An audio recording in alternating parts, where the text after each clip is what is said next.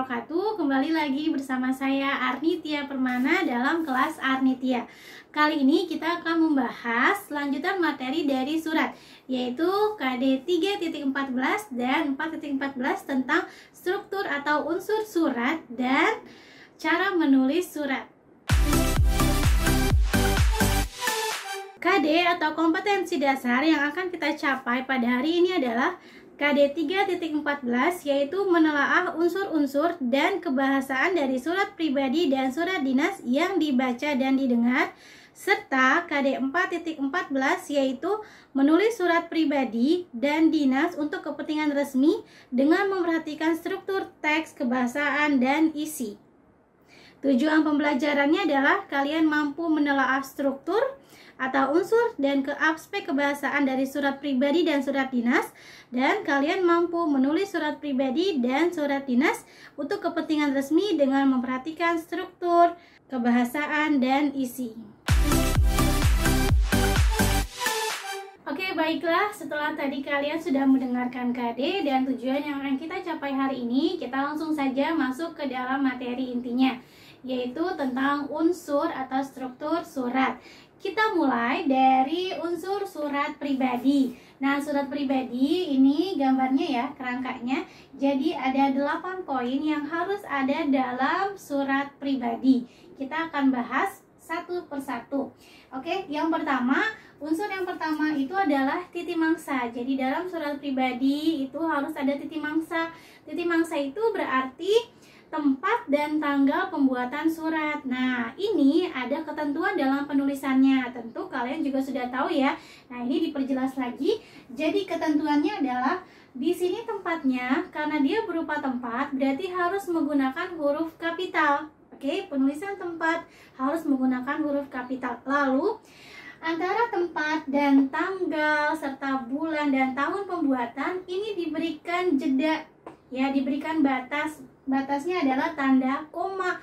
Oke, itu jangan sampai lupa. Jadi Depok, 27 Maret 2021. Itu cara pembuatan titi mangsa atau tempat dan tanggal pembuatan surat.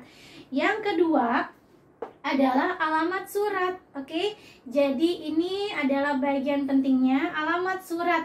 Karena dia surat pribadi, jadi alamatnya juga nggak terlalu rumit ya. Cukup menulis sahabatku Anin di Makassar. Oke, ini maksudnya adalah alamat surat yang ada di dalam suratnya. Tapi kalau mau lebih lengkap itu bisa ditulis di dalam amplop suratnya. Oke, nah sahabatku Anin di Makassar. Oke, nah di sini tidak menggunakan tanda titik karena alamat surat itu memang ketentuannya tidak menggunakan tanda titik. Dan satu lagi, penulisan di sini, di ini kan kata depan, ya. Oke, lalu dia tidak menggunakan huruf kapital. Mengapa? Kan dia ada di awal kata, ya kan, di baris kedua di awalnya. Mengapa dia tidak menggunakan huruf kapital? Karena sebenarnya dia masih dari satu kesatuan sahabatku Anin di Makassar kalau kita panjangkan. Tapi supaya memperjelas, supaya ada unsur atau nilai estetiknya, makanya ditulisnya ke bawah. Dan berarti ini tidak menggunakan huruf kapital karena ini masih nyambung ke sini. Oke, ya, jadi sahabatku dia memang awal kalimat pakai huruf besar. Anin, dia ini adalah nama orang menggunakan huruf kapital. Nah, di ini harusnya di sini, tapi supaya lebih jelas ya, jadi dia di bawah, di menggunakan huruf kecil karena merupakan kata depan. Oke, Makassar besar karena dia adalah nama tempat. Ini adalah cara penulisan alamat surat. Baik, kita lanjutkan unsur surat yang ketiga. Ini adalah salam pembuka. Karena dia adalah surat pribadi, salam pembukanya ini bisa kita sesuaikan. Kita mau mengirim surat untuk keluarga yang usianya lebih tua dari kita, atau kita mau mengirimkan surat kepada teman kita, teman sebaya gitu. Oke, Nah, variasi salam pembukanya ini bisa berupa Assalamualaikum, atau salam sejahtera, atau salam sayang, salam rindu, salam kangen gitu. Kalau memang ini ditujukan untuk teman kita yang sebaya. Tapi kalau untuk yang lebih tua, misalnya untuk kakek, nenek, paman, bibi, nah bisa menggunakan Assalamualaikum atau salam sejahtera. Lalu unsur yang keempat adalah paragraf pembuka. Jadi ada paragraf pembukanya terlebih dahulu sebelum kita masuk ke inti dari suratnya. Paragraf pembuka dalam surat pribadi biasanya berisi pertanyaan tentang kabar. Jadi kita menanyakan kabar di sana. Misalnya nih, hai Anin, tadi kan untuk Anin ya. Hai Anin, apa kabar kamu di sana? Semoga kamu selalu baik-baik saja ya. Di sini aku pun sehat walafiat. Oke, itu untuk paragraf pembuka dalam surat pribadi. Selanjutnya adalah unsur yang kelima dan keenam. Yang kelima adalah paragraf isi. Nah, ini biasanya berisi maksud dan tujuan kita menulis surat atau membuat surat. Misalnya, kita ingin mengajak si Anin untuk berlibur bersama gitu. Oke, atau misalnya kita ingin mengajak si Anin untuk melakukan Zoom gitu ya, karena kita kan sedang PJJ nih. Oke. Nah, berarti kita ingin mengajak si Anin untuk Zoom atau mengajak si Anin untuk singgah ke suatu tempat, terus kita bisa bermain di sana gitu. Oke. Jadi ini adalah paragraf isi. Yang keenam adalah paragraf penutup. Nah, dalam paragraf penutup ini berisi ucapan terima kasih atau permohonan maaf ya. Misalnya, sekian dulu suratku ini. Terima kasih Anin sudah mau membaca suratku. Aku ucapkan terima kasih. Semoga kamu selalu baik-baik saja gitu. Oke. Itu adalah paragraf isi dan paragraf penutup dalam surat pribadi. Baiklah, sekarang kita masuk ke unsur 7 dan 8, yaitu salam penutup dan nama serta tanda tangan si pembuat surat. Oke. Nah, ini dalam salam penutup, kalau kita tadi membukanya dengan Assalamualaikum, berarti kita bisa menutupnya dengan wassalam atau wassalamualaikum gitu. Lalu bisa juga dengan salam manis, salam hangat, salam rindu, salam kangen, pokoknya disesuaikan dengan kita menulis untuk siapa surat tersebut. Lalu yang ke-8, nama dan tanda tangan si penulis surat. Jadi kita tulis nih nama kita, lalu kita tanda tangani. Oke. Itu adalah unsur-unsur dalam surat pribadi. Jadi ada 8 unsur yang harus ada. Oke, perlu diingat ya. Oke, selanjutnya kita masuk ke unsur surat dinas. Nah, unsur surat dinas ini lebih banyak dari surat pribadi yang tadi. Kalau tadi surat pribadi hanya ada 8, nah surat dinas ini memiliki 10 unsur. Oke, bahkan bisa sampai 11 kalau kita mau tambahkan ya. Oke, yang pertama ini nih di sini yang paling atas nih, ini namanya kop surat atau kepala surat. Nah, biasanya pada bagian kepala surat atau kop surat ini isinya ada logonya nih, logo instansi, lalu nama instansi atau nama lembaganya, alamat lembaganya, email atau nomor teleponnya itu ditulis di sini di dalam kop suratnya. Oke. Nah, nanti setelah ini kalian akan lihat contohnya, contoh dari kop surat. Oke, ini adalah contoh dari kop suratnya nih. Nah, di sebelah kiri itu biasanya ada logo dari instansinya, logonya ya. Nanti kalau kalian diminta sama ibu untuk membuat surat, logonya boleh terserah kalian mau seperti apa. Lalu, nih di sini adalah nama instansinya. Lalu ada alamatnya, dan ingat penulisan alamat itu jangan disingkat ya. Jadi di sini nih kan benar ya, Jalan Cendana. Nah, Jalan Cendana di sini jalannya tidak perlu disingkat. Oke, tulis jalan saja. Oke, lalu nomor. Oke, kalau nomor boleh disingkat nggak apa-apa, tapi lebih baik tidak perlu disingkat. Lalu Jakarta, dan di sini ditulis juga ini kode pos boleh. Lalu di bawahnya ada telepon, fax ya, lalu email gitu. Oke, ini adalah isi dari kop surat. Oke, selanjutnya adalah titi mangsa. Nah, titi mangsa sebenarnya sudah dijelaskan dan sama seperti konsep di surat pribadi, berisi tempat dan tanggal pembuatan surat. Yang perlu diingat adalah penulisannya. Jadi tempat ini karena dia adalah nama geografis, berarti harus menggunakan huruf kapital J-nya di awal, lalu dibatasi dengan tanda koma, lalu tanggalnya, bulannya, nama bulan menggunakan huruf kapital ya. Oke, ini harusnya menggunakan huruf kapital nih, M besar ya, M besar. Lalu 2020. Oke, itu. Yang ketiga dari unsur surat dinas adalah nomor perihal dan lampiran. Nanti kita akan lihat nih cara penulisan dari nomor perihal dan lampiran. Oke, sekarang kita lihat cara penulisan dari nomor dulu. Nomor kalau perlu nggak usah disingkat karena langsung tulis aja nomor gitu.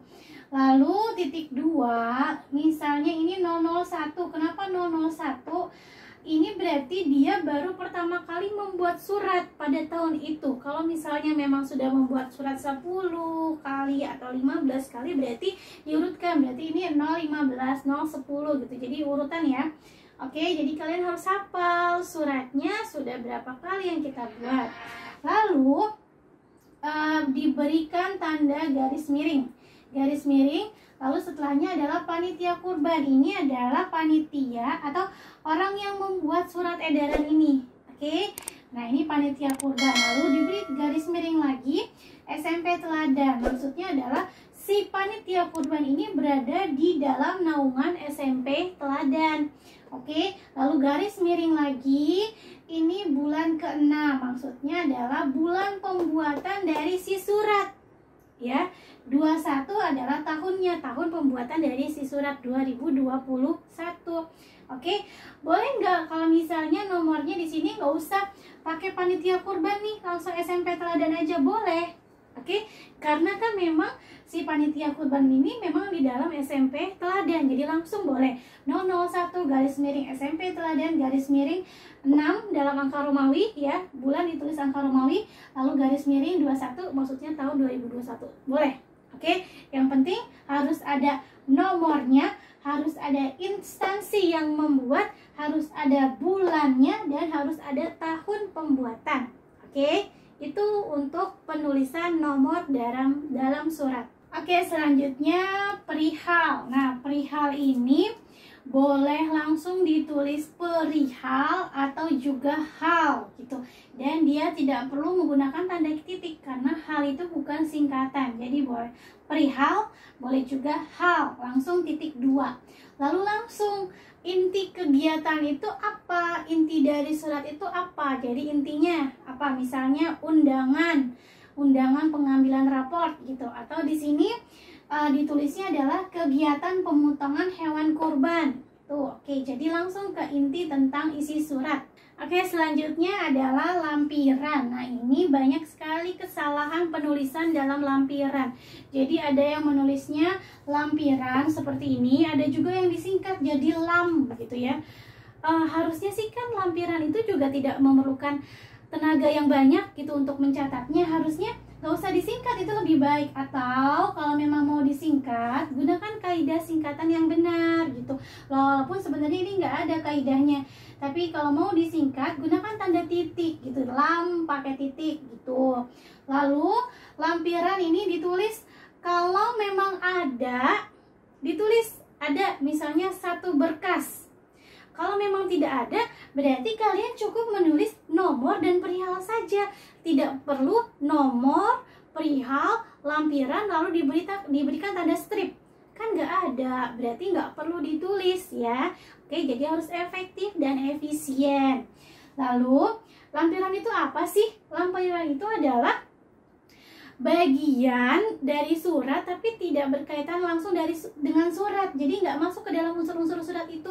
Misalnya kalian mau membuat surat tentang edaran lomba, itu suratnya, lalu di belakangnya ada kriteria atau penjelasan tentang lomba apa saja yang diadakan. Nah, itu kan dia tidak masuk ke dalam bagian surat ya, tidak masuk ke dalam unsur-unsur surat.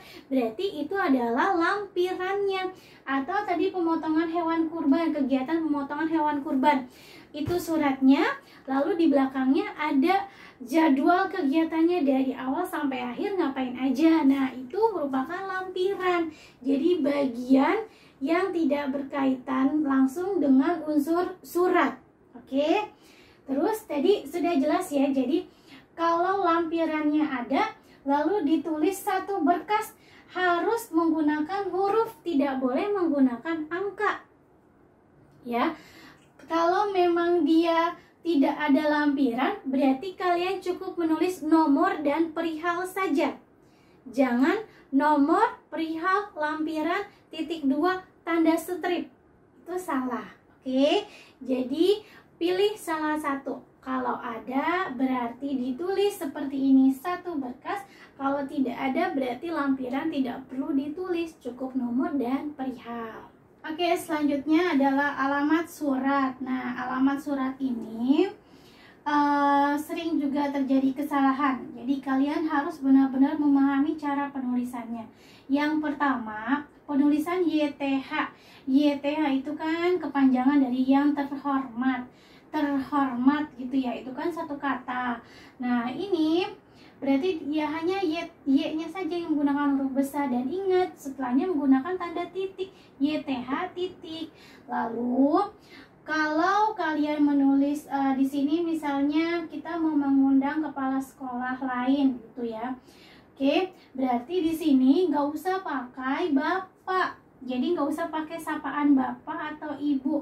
Sapaan bapak atau ibu itu biasanya digunakan saat penutup surat atau digunakan untuk kita menulis surat kepada orang yang tidak disertai dengan gelar atau jabatan gitu. Jadi kalau di sini sudah ada gelarnya atau jabatannya, langsung kepala SMP Teladan. Nah, ingat, jangan nulis kepala sekolah SMP Teladan. Ini namanya pemborosan karena SMP ini kepanjangan dari sekolah menengah pertama. Jadi kalau kita panjangkan kepala sekolah sekolah menengah pertama, boros ya. Jadi harus nulisnya kepala SMP Teladan. Cukup itu saja, kepala SMP Teladan. Lalu sama penulisannya seperti yang tadi surat pribadi, D-nya berada di bawah Depok. Oke, tulis nama tempatnya. Tidak dibolehkan menulis di tempat. Oke, itu tidak jelas karena kalau kita nulis di tempat, tempatnya di mana? Oke, kepala sekolah itu berada di mana? Di tempat, tempatnya apa? Oke, karena kita menulis surat gitu ya, harusnya kita sudah tahu orang itu ada di mana gitu kan. Jadi kalau kita tidak tahu alamat resminya, alamat tepatnya, tulis nama kotanya saja.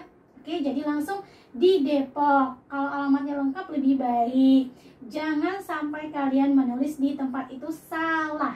Oke. Lalu contoh yang kedua, ini YTH sama ya, pakai titik, Y-nya saja yang besar. Nah, di sini dia nggak pakai jabatan nih, pakainya gelar. Oke, jadi tetap tidak perlu pakai sapaan bapak atau ibu di Jakarta ini. Oke, dan alamat surat tidak diakhiri dengan tanda titik. Jadi di Depok titik itu salah, langsung aja di Depok. Di Jakarta tanpa tanda titik. Oke, itu adalah poin penting dalam penulisan surat. Jadi harus dipahami dan harus diingat. Oke, selanjutnya adalah salam pembuka. Ini surat dinas, berarti salam pembukanya biasanya menggunakan kata dengan hormat atau assalamualaikum atau salam sejahtera. Tuh, oke. Jadi ini diawali dengan hormat. Nah, dengan hormat menggunakan tanda koma setelahnya. Oke. Lalu assalamualaikum dan salam sejahtera gitu. Oke, itu adalah salam pembuka dalam penulisan surat dinas. Oke, selanjutnya adalah unsur yang ketujuh, yaitu paragraf pembuka. Paragraf pembuka ini kalau dalam surat dinas biasanya berisi puji-pujian gitu. Misalnya, puji dan syukur kita panjatkan kehadirat Allah Subhanahu wa taala karena berkat rahmat dan karunia-Nya kita bisa tetap semangat menjalani hari-hari gitu ya, misalnya nih. Lalu itu adalah isi dari paragraf pembuka. Oke, selanjutnya adalah paragraf isi. Nah, dalam paragraf isi ini sudah masuk ke tujuan atau maksud dari si isi suratnya ya. Ini langsung sehubungan akan dilaksanakan ujian sekolah. Oke, kami mengundang Bapak Ibu Kepala Sekolah untuk hadir dalam rapat yang akan dilaksanakan pada. Nah, ini biasanya penulisan pada ini sering salah. Padanya biasanya menggunakan tanda titik 2, padahal itu salah. Oke, nah setelah ini kita akan lihat lagi dan Ibu akan jelaskan lagi tentang tata cara penulisan isi surat. Oke, jadi biasanya banyak yang salah menulis kata pada yang akan dilaksanakan, yang akan diselenggarakan pada titik 2, padahal itu tidak perlu menggunakan titik 2. Jadi sama seperti alamat surat, untuk lebih jelas gitu ya, lebih terbaca. Jadi di Depoknya di bawah, harusnya kan untuk temanku Anin di Depok itu bisa satu baris, tapi karena supaya lebih jelas dibawahkan. Nah, ini juga sama nih, akan dilaksanakan pada, harusnya sih bisa aja ditulis pada hari, tanggal, waktu, langsung jadi satu baris, tapi itu kan tidak jelas, jadinya tidak akan terbaca karena dalam satu paragraf gitu. Makanya dia ditulis di bawah supaya terlihat, oh hari, tanggalnya, waktunya, dan tempatnya kapan. Karena penulisan yang seperti ini banyak orang yang salah, jadi diberikan pada titik 2, harusnya nggak perlu pakai tanda titik 2 tadi alasannya ya. Oke, jadi pada ini polos tanpa titik 2. Lalu yang di bawahnya nih hari, tanggal. Nah, ini juga sering banyak yang salah karena merasa dia adalah awal kalimat sehingga harinya pakai huruf besar, padahal hari di sini masih satu sama si pada, masih nyambung, berarti hari tidak perlu menggunakan huruf kapital. Penulisan harinya nih ya, hari. Tanggalnya juga apalagi, tapi ketika hari koma, nah harusnya pakai koma ya, bukan garis miring. Jadi hari koma tanggal titik 2, baru di sini kita tulis nih hari apa, Rabu. Kan nama hari, bulan, tahun itu menggunakan huruf kapital. Jadi Rabunya R-nya baru pakai kapital. Oke. Lalu waktu, W-nya juga pakai huruf kecil karena masih nyambung kan, masih satu baris. Waktu titik 2, pukul berapa, dan bukan pakai jam ya, tapi pakai pukul, karena kalau jam itu menentukan berapa, oke, jumlahnya, tapi kalau pukul itu menandakan waktunya kapan. Tempat itu juga pakai huruf kecilnya dan T-nya, tapi kalau nama tempatnya misalnya Musola Al-Ikhlas misalnya, atau Aula SMP Teladan, karena aulanya punya nama Teladan berarti aulanya pakai huruf besar. Tapi kalau cuma tempat musolanya nggak ada namanya berarti, atau aulanya nggak punya nama berarti pakai huruf kecil itu. Jadi itu yang perlu diingat, pada tidak usah pakai tanda titik 2. Hari, waktu, tempat yang ada di awal ini tidak perlu menggunakan huruf kapital, tapi di belakangnya baru nama harinya, nama bulannya, itu baru menggunakan huruf kapital. Oke, selanjutnya yang ke-8 adalah paragraf penutup. Nah, ini juga sering sekali banyak terjadi kesalahan dalam penulisannya. Oke, nah perlu dilihat nih di sini. Dalam paragraf penutup, ini kan suratnya udah selesai ya, berisi ucapan terima kasih atau permohonan maaf. Demikian surat undangan ini. Oke, titik. Atas perhatian Bapak garis miring Ibu, koma, kami ucapkan terima kasih. Ini penulisan yang benar. Lalu yang salahnya seperti apa? Misalnya nih, atas perhatiannya kami ucapkan terima kasih.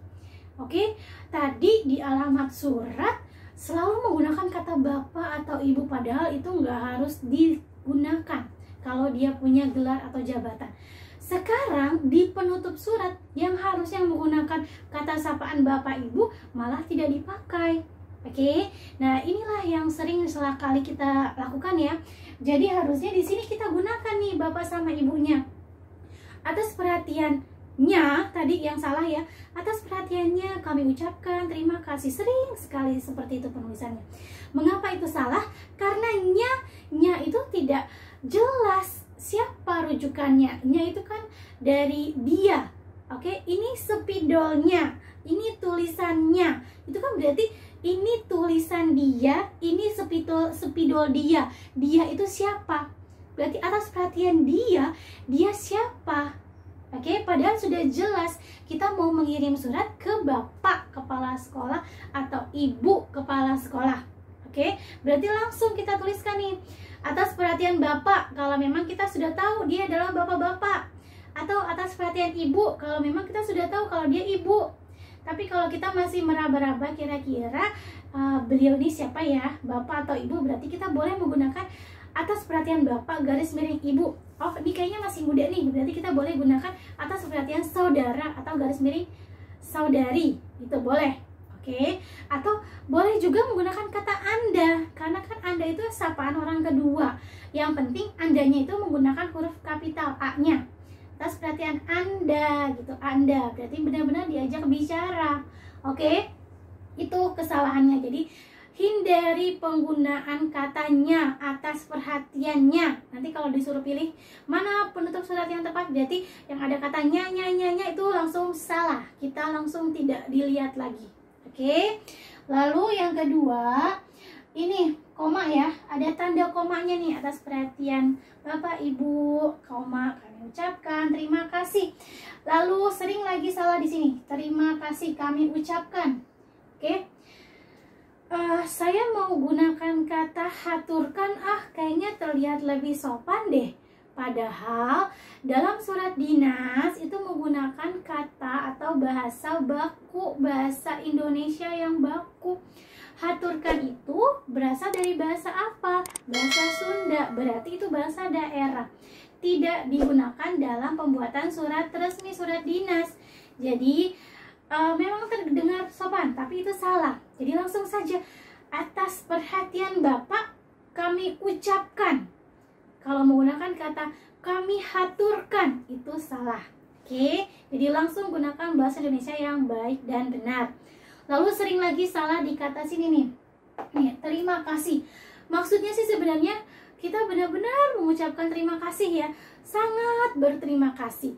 Lalu ditulislah, kami mengucapkan atas perhatian Bapak, kami ucapkan beribu terima kasih.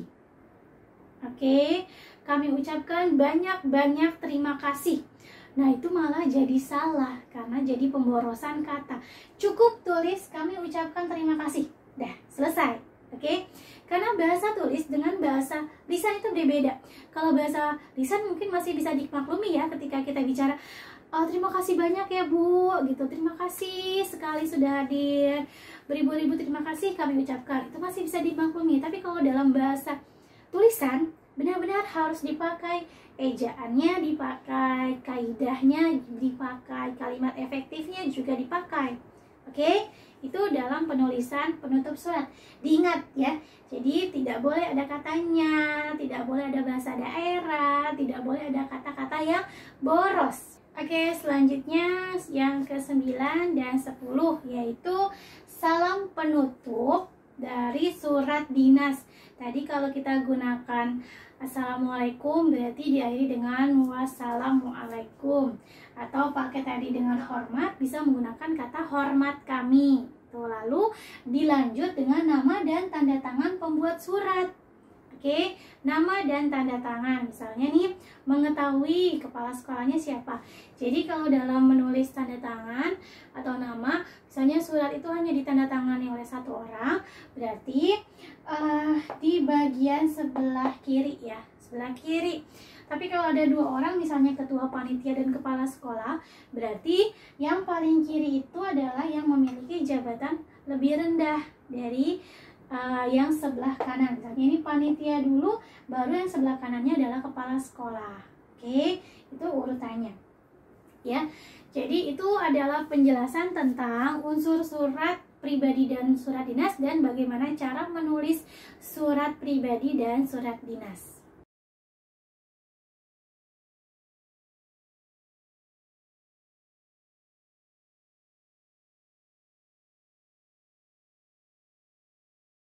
Demikian pembelajaran hari ini, semoga dapat dipahami dan bermanfaat. Sampai jumpa di kelas Arnitia berikutnya.